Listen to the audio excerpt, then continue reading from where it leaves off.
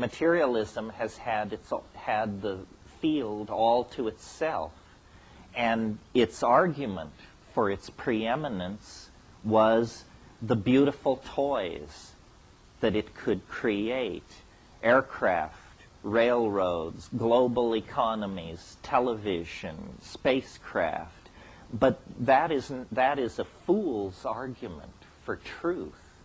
I mean, that's, after all, how a medicine show operates, you know. The juggler is so good, the medicine must be even better. This is not an entirely rational way to proceed. And now, at the end of 500 years of the practice of rational, quote-unquote, scientific culture, we're literally at the end of our rope. Reason and science and the practice of unbridled capitalism have not delivered us into an angelic realm. Quite the contrary. They've delivered 3% of us into an angelic realm, completely overshadowed by guilt about what's happening to the other 97% of us who are eating it. It's not a pretty picture, modern civilization. Most people in the world today are quite miserable, actually. They have very little hope. Their religions, their traditional value systems are being eroded by Dallas and Hawaii Five-0, which are on the Village television every night. Lifespans are being shortened by pesticides, chemicals, all kinds of things in the environment, and there is very little political light on the horizon. So I believe that it's reasonable, looking at this situation, to say that history failed, and that the grand dream of Western civilization has in fact failed. And now we are attempting, with basically a carved wooden oar, to turn a battleship around. And it's a very frustrating undertaking. The momentum for catastrophe is enormous in this situation. But it's not 100% certain that catastrophe is what we're headed for, because we are not 100% unconscious. There are people struggling to figure out how to control population, struggling to figure out how to balance the relationship between the masculine and the feminine, struggling to bring amelioration of hunger and disease to various parts of the world. So we're in essentially a tragic situation. A tragic situation is a catastrophe when you know it, you see. And part of the Western impulse has been to subjugate all other cultural styles to our own. And this has taken the form of actually swallowing and digesting Native American culture. The ethnicity of European culture has been replaced by the mega-culture of Nouveau Europa, whatever that means. Cultures are melted down in the belly of the Western scientific beast, and then they become structural members in an ever-expanding edifice of Western scientism. However, the psychedelic experience, as practiced by shamans in many, many parts of the world, is apparently a bite too large to swallow.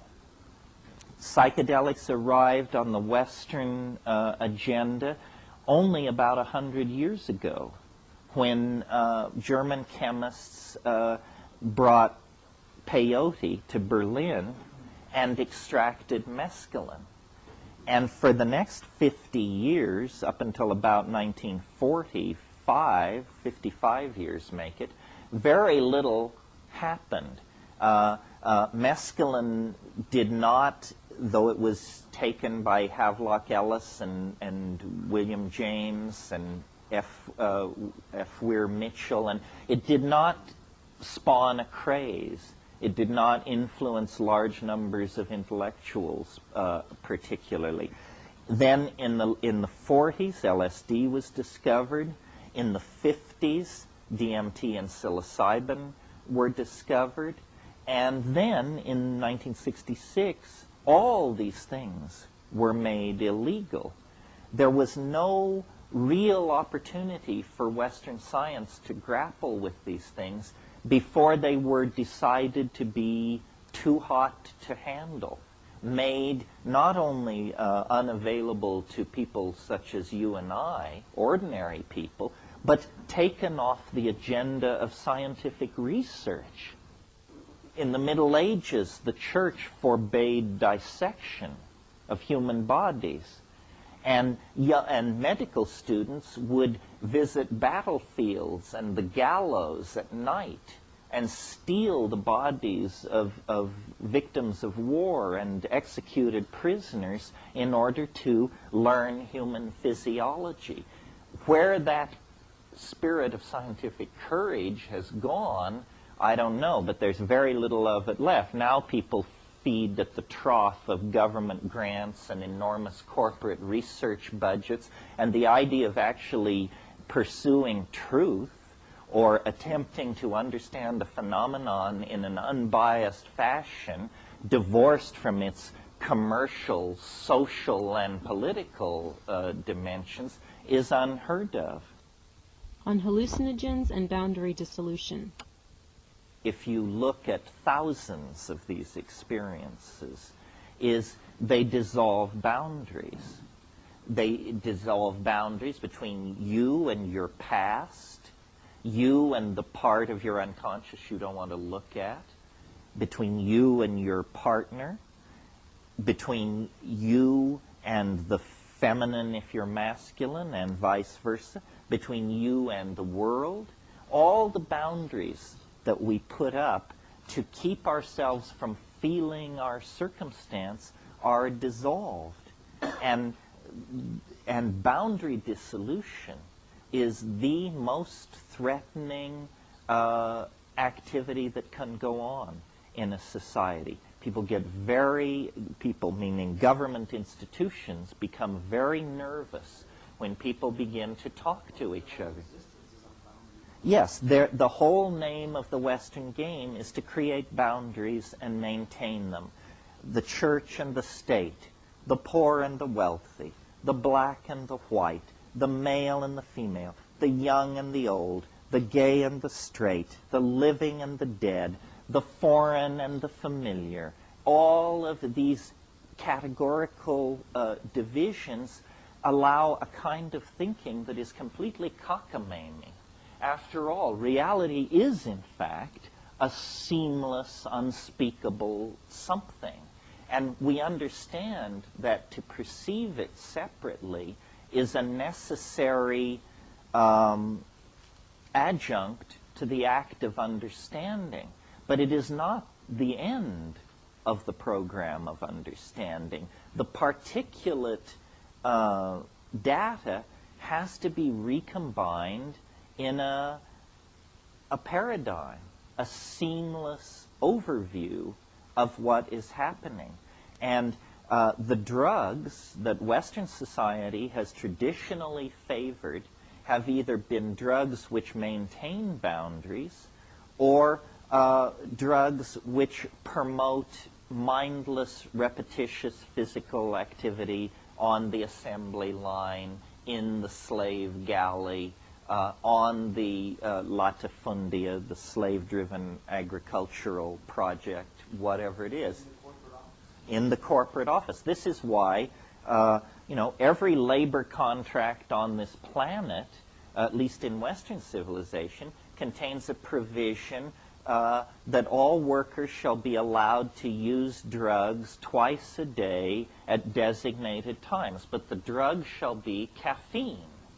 Now, the reason caffeine is so welcome in the workplace is because The last 3 hours of the workday are utterly unproductive unless you goose everybody with 2 cups of coffee, and then they can go back to the word processor, the widget tightening machine, or whatever they're doing, and mindlessly and happily carry on. If it were suggested that there be a pot break twice a day, you would think that civilization was striking the iceberg or something. And alcohol, like our society is an alcohol, red meat, sugar, and tobacco culture.